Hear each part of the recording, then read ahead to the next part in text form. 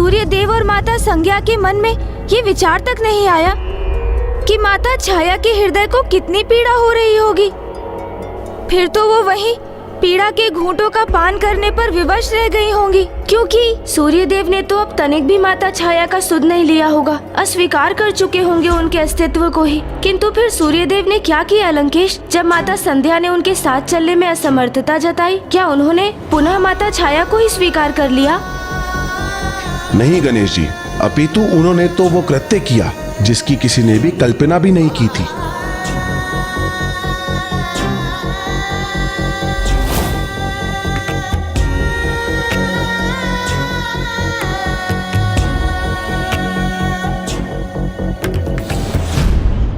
छाया तो छाया ही है, उन पर प्रकाश का, तेज का कोई प्रभाव कहां हो सकता है भला? इसलिए मेरा तेज भले ही उनके लिए सहनीय था, किंतु आप चिंता मत कीजिए, मैं अपने इस तेज को कम करने का उपाय शीघ्र ही निकाल लूंगा और शीघ्र आपके पास लौटूंगा।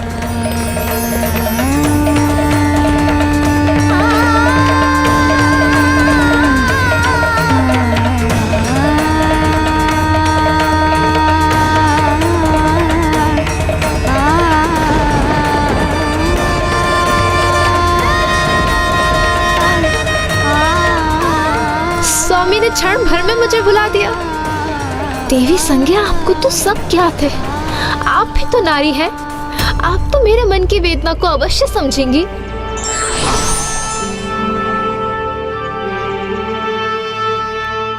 एक वो है जिनके लिए इतना सब किया, और दूसरे वो जिनके लिए अपना सर्वस्व न्यौछावर कर दिया। दोनों ऐसे मुंह फेर के चले गए जैसे इस छाया का कोई अस्तित्व ही नहीं है।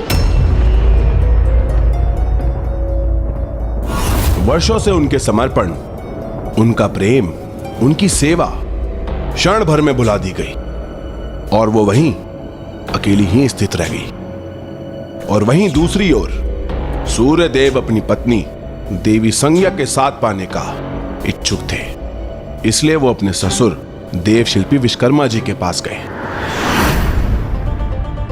और उन्होंने मदद की गुहार लगाई। हे देव शिल्पी विश्वकर्मा जी, आप कोई ऐसा उपाय कीजिए जिससे मेरा अपार तेज क्षीण होकर मेरी पत्नी के लिए सहने योग्य हो जाए और मुझे उनका साथ पुनः प्राप्त हो।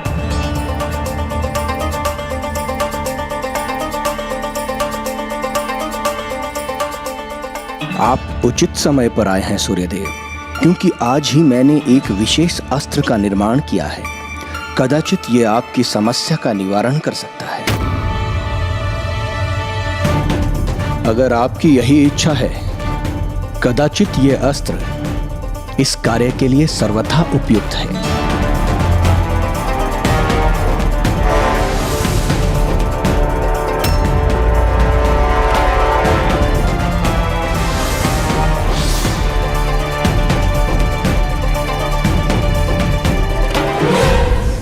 और इस प्रकार विश्वकर्मा जी उस नवीन अस्त्र से सूर्यदेव के तेज को काटकर कम करते चले गए।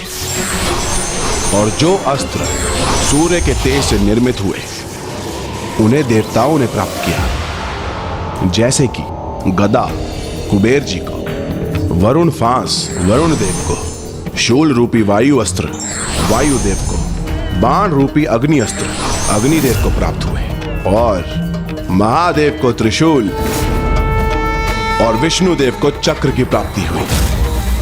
अद्भुत! अर्थात देवताओं के सभी अस्त्र सूर्यदेव के तेज से ही निर्मित है।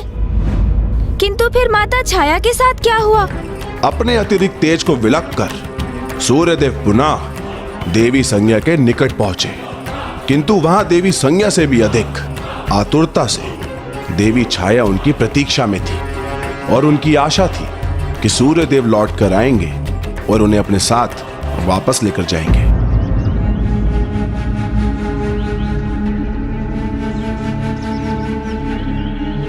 स्वामी मेरे साथ ये अन्याय कदापि नहीं करेंगे, क्योंकि उन्हें शीघ्र आभास होगा। उनके प्रति मेरा ही प्रेम सत्य था। मैंने उन्हें उनकी पूर्णता में स्वीकार किया, कभी उनसे उनका तेज कम करने को नहीं कहा। और जब देवी संज्ञा उनसे दूर चली गई, तब मैंने ही उन्हें एक सहभागिनी के सभी सुख दिए। उनके प्रति पूर्ण रूप से समर्पित रही हूँ मैं।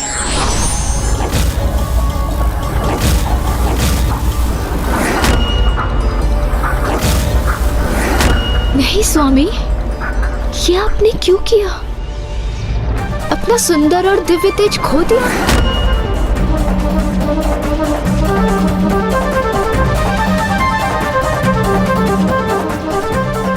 प्रतीत होता है अपने अनूठे दिव्य तेज को खोकर तो उन्हें अपनी भूल का आभास हो गया है। मेरे प्रति उनका प्रेम उन्हें वापस ले आया है। भले ही मैं सत्य नहीं, किंतु सत्य में मैं भी आपसे अत्यधिक ही, उनसे सर्वाधिक प्रेम करती हूँ स्वामी।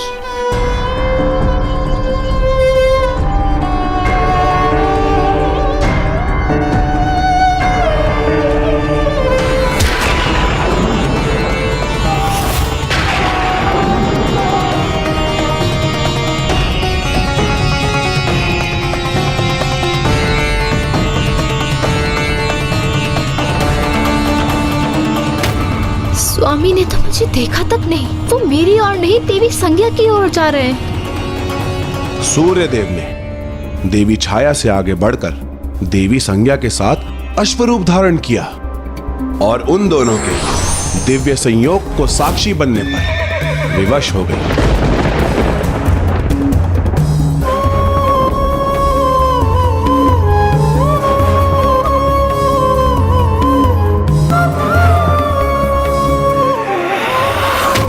अश्व रूप में उनके दिव्य संयोग से दो जुड़वा भ्राताओं अश्विनी कुमारों का जन्म हुआ। उनकी सुंदरता की ख्याति पूरे ब्रह्मांड में फैल गई थी और जिन्हें भविष्य में देव चिकित्सक होने की उपाधि भी प्राप्त हुई और 33 कोटि सर्वोच्च देवताओं के भाग भी बने।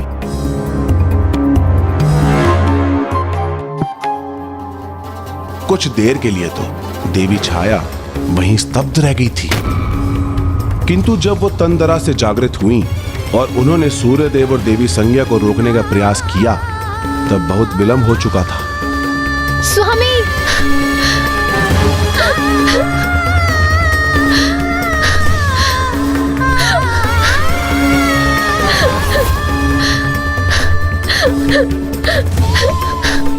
कौन हूं मैं?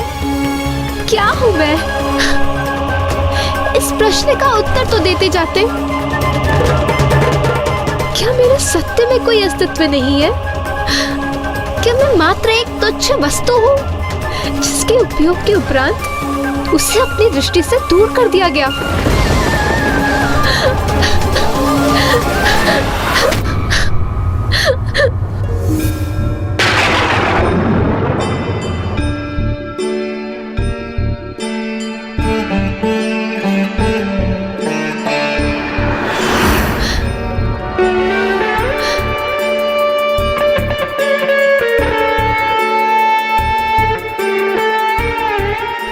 तेज का क्या लाभ जो किसी के प्रेम की सत्यता को समझ ना सके?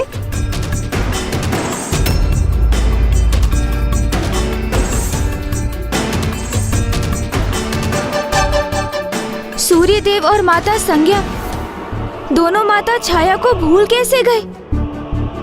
क्योंकि माता छाया ने तो माता संज्ञा के आदेश का पालन करते हुए वर्षों सूर्यदेव की सेवा की, उनकी संतानों का ध्यान रखा, किंतु फिर भी उन दोनों को माता छाया का स्मरण तक ना रहा। देवी छाया देवी संज्ञा की ही प्रति छाया थी, किंतु यह किसे ज्ञात रहता है कि उसकी छाया उसके पीछे चल भी रही है या नहीं। तो फिर क्या माता छाया ने भी सूर्यदेव और माता संज्ञा को स्वयं को भूलने दिया? क्या वो इतनी असहाय हो गई कि वो उनसे अपना अधिकार मांगने भी नहीं गई? जब जीवन में कोई मार्ग शेष न रह जाए, तब मानव भगवान के द्वार पे ही नतमस्तक होता है और उन्हीं के ही शरणों में जाता है। देवी छाया ने भी अन्न जल का त्याग कर प्रभु महादेव की तपस्या की। ओम नमः शिवाय। सोमनाथ च श्रीशैले मल्लिकार्जुनम् उज्जैन्यां महाकालमोङ्कारं परमेश्वरं केदारं हिमवत्पृष्ठे डाकियां भीमशङ्करम्। गर्भवती होकर भी वो अन्न जल का त्याग कैसे कर सकती थी? अपमान की अग्नि ने उन्हें उनकी ही ममता बुलवा दी। वो स्वयं भूखी प्यासी रही और उनकी संतान भी। ओम नमः शिवाय। ओम सृष्टि के आप ही नाथ शिव शंभु जय भोलेनाथ। लंबी जटाएं हैं किए गंगा को धार लिए। डमरू त्रिशूल है हाथ त्रिनेत्र जय भोलेनाथ। सृष्टि के आप ही नाथ जय भोलेनाथ। कंधे भस्म है मले नाग धरा। रुद्राक्ष हर क्षण है साथ बम बोल बम भोलेनाथ। सृष्टि के आप ही नाथ शिव शंभु जय भोलेनाथ। सृष्टि के आप ही नाथ शिव शंभु जय भोलेनाथ। ये तो अनुचित है, वर्जित है। जी गणेश जी, एक गर्भवती स्त्री को कभी उपवास नहीं करना चाहिए। बाहर अग्नि के ताप का प्रभाव हो या ना हो, किंतु भीतर भूख की अग्नि तो शिशु को पीड़ा ही देती है। वही हुआ देवी छाया के शिशु के साथ भी। वो अपने तेज का उजलापन खोकर स्याह पड़ता जा रहा था।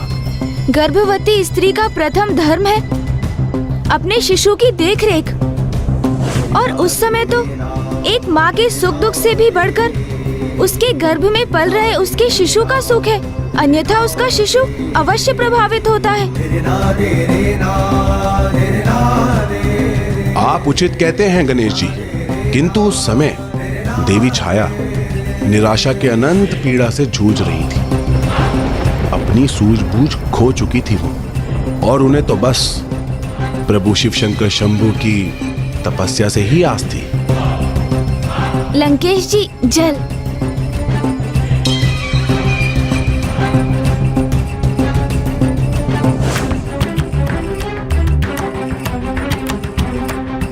इन लंकेश को इतने समय से जल दे रहा हूँ, किंतु इन पर तो जैसे कोई प्रभाव ही नहीं हो रहा है।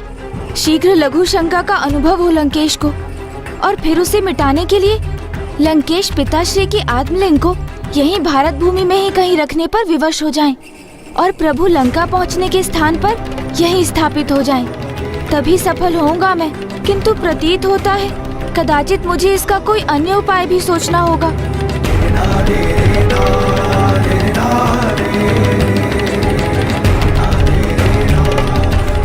अब क्या विचार कर रहे हैं शिवनंदन? यही ना कि आगे क्या हुआ? हाँ लंकेश जी। अनेकों माह देवी छाया तप करती रही, और उनकी तप की अग्नि में वृद्धि भी होने लगी, और वो इतनी ऊंची उठ गई कि वो कैलाश की ऊंचाई तक जा पहुंची। ओम नमः शिवाय। ओम नमः शिवाय। ओम नमः शिवाय। ओम नमः शिवाय। ओम नमः शिवाय। ओम नमः शिवाय। ओम नमः शिवाय। ओम नमः शिवाय। ओम नमः शिवाय।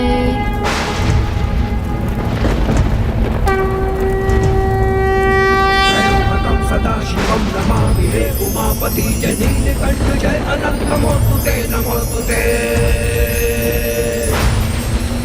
ओ भोलेनाथ भक्तों के हो कष्ट से निवारते, ये सृष्टि सारी संकटों से शिव ही है उबारते। ओम नमः नमः शिवाय, ओम नमः शिवाय। प्रणाम महादेव, आपके दर्शन पाकर मैं कृतार्थ हुई।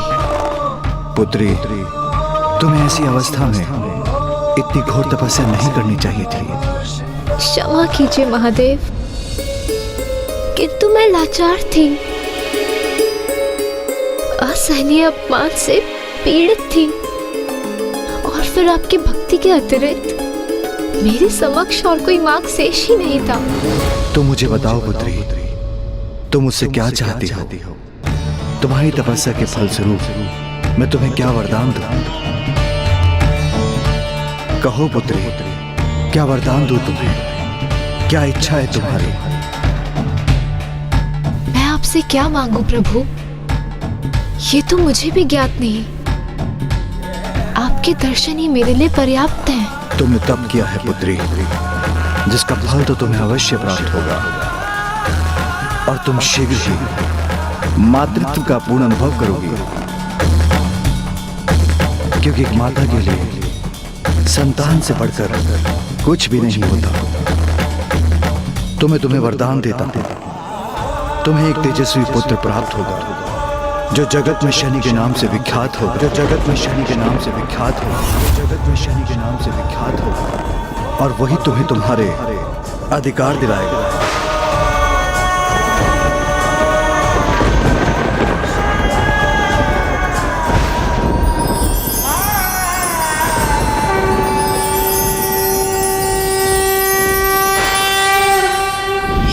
उनके जन्म के पूर्व ही शनिदेव को तेजस्वी होने का वरदान दे दिया प्रभु ने।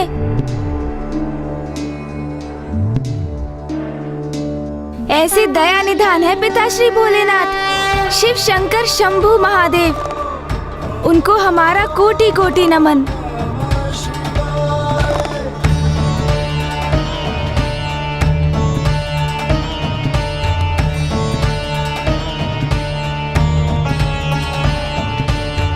महादेव, हम आपकी अनंत अपार महिमा की करबद्ध होकर वंदना करते हैं। महादेव, आपकी महानता के समक्ष हम नतमस्तक हैं।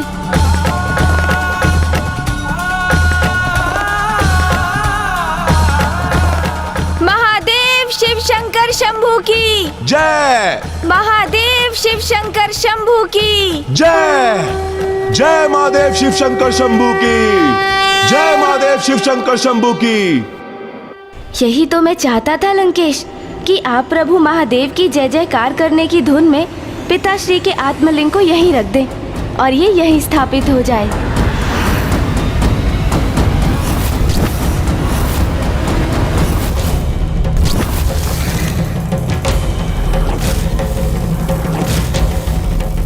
ये मैं क्या करने जा रहा था?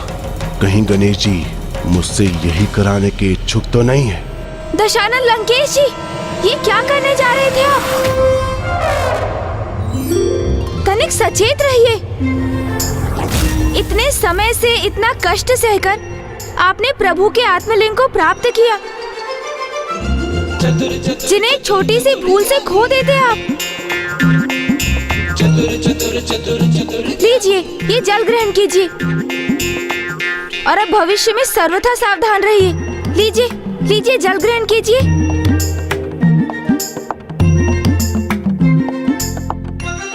बहुत ही सतर्क और सावधान है रावण। सरल नहीं है उन्हें किसी भी प्रकार से छल लेना।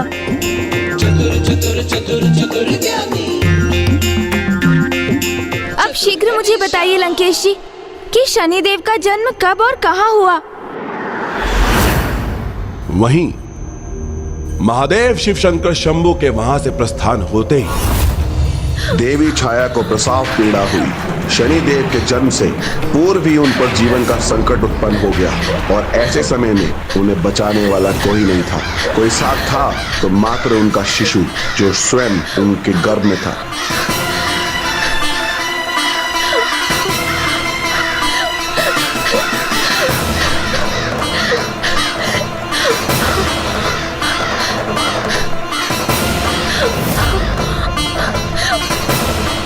ये काक कहीं मेरी संतान को कष्ट पहुंचाने के लिए तो एकत्र नहीं हो रहे।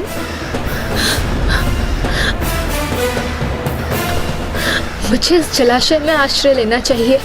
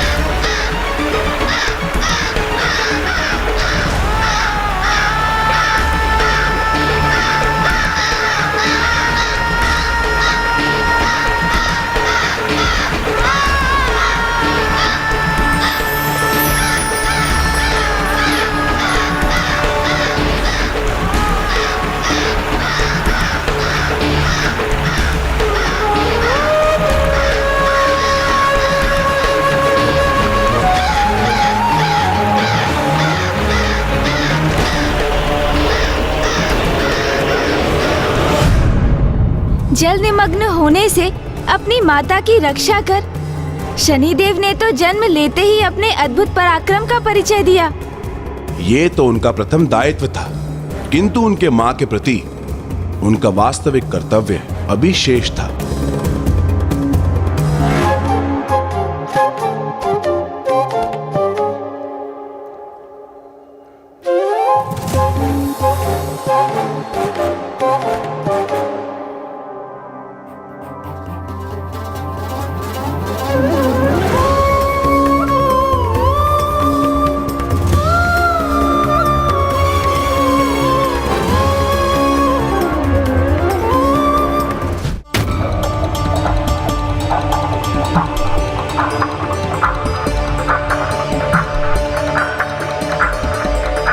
माता, अब आपके इस रुदन का कोई औचित्य नहीं है, क्योंकि अब आपका ये पुत्र शनि इस संसार में प्रकट हो चुका है। पुत्र? मेरा पुत्र? हाँ माता, मैं आपका पुत्र। अब आपके सारे दर्द और कष्ट दूर कर दूंगा।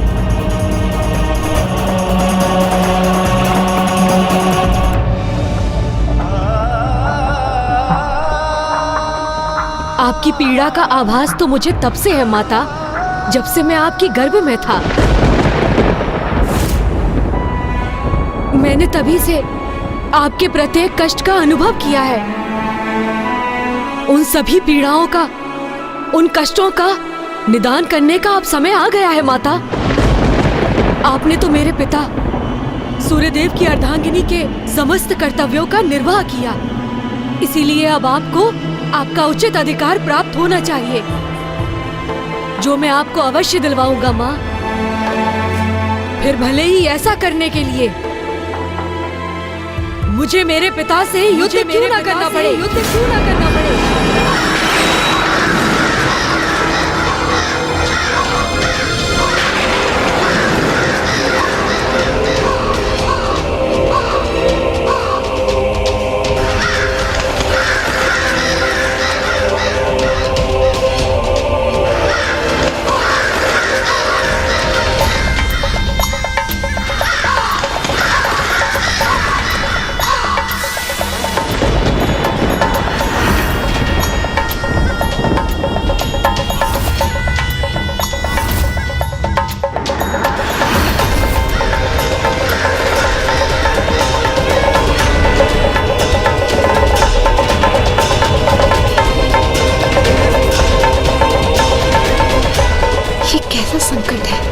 पर ये कैसी अंधकारी छाया का प्रभाव छा रहा है? आइए माता, अब सबको आपके त्याग, आपकी ममता को बताने का समय आ चुका है। आपके सुकर्म, ममता, करुणा, सेवा के फल स्वरूप आपके उचित अधिकार प्राप्त करने का अब समय आ गया है। कितना अद्भुत रहा होगा ना कि जन्म लेते ही एक अल्पायु बालक होने पर भी कर्मों के आधार पर वो अपनी माता को उनके उचित अधिकार दिलाने के लिए तत्पर हो गए थे। अर्थात शनिदेव तो जन्म से ही कर्म प्रधान थे। लीजिए, जल ग्रहण कीजिए दशानन।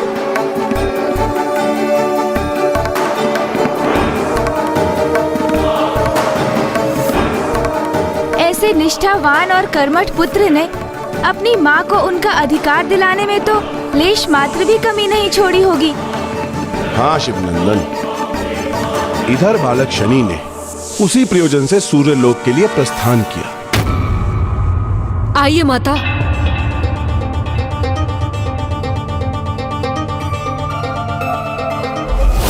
किंतु उधर सूर्यदेव किसी भी भावी संकट से अनभिज्ञ, सर्वथा निश्चिंत थे।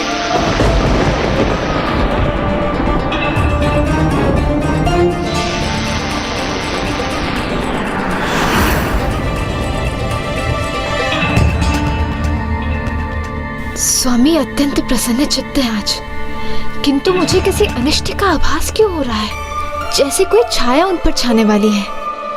किंतु देवी संज्ञा को अनेक अशुभ संकेतों का आभास हो रहा था। सूर्यदेव अपने पुत्र यम के अष्टदिक्पाल पद पर स्थापित करने एवं यमलोक के स्वामी बनने के कारण अति आनंदित थे। उन्होंने एक भव्य उत्सव का आयोजन किया था, जिसमें देवराज इंद्र और बाकी सभी देवताओं के स्वागत में व्यस्त थे।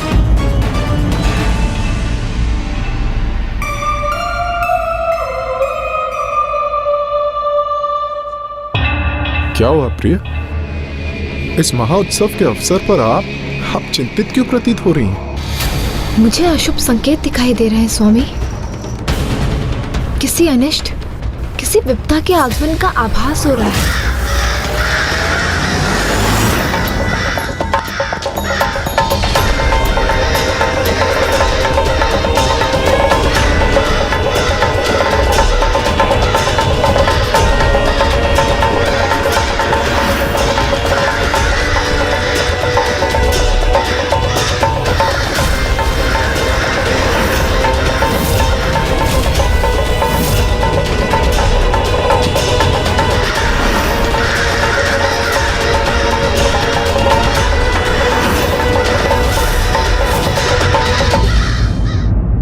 व्यर्थ चिंता कर रही हैं देवी।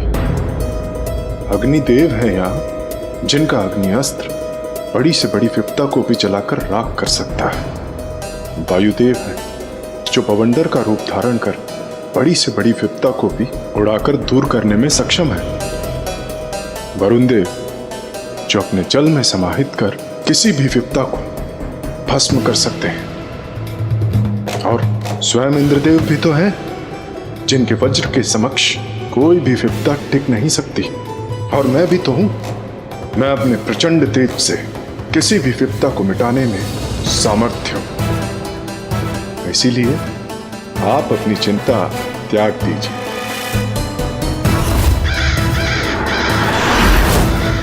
आज हमारे पुत्र के इस अत्यंत विशेष दिवस पर किसी प्रकार का अनिष्ट होना संभव नहीं। ये जो आपके अशुभ संकेत हैं, ये सत्य नहीं है, मात्र भ्रम है आपका।